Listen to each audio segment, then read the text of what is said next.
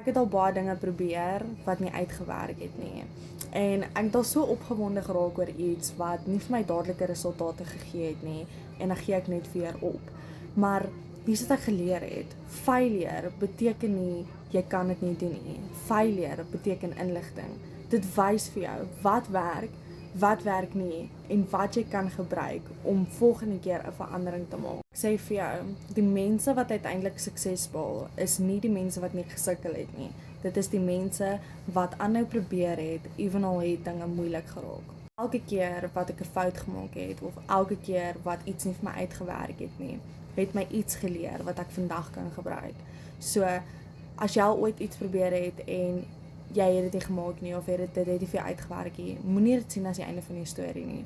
Sien dit as iets wat jy kan gebruik om weer te probeer. Ek moedig jou aan om die kans te vat, weer te probeer en te sien hoe jou lewe kan lyk teen einde 2026.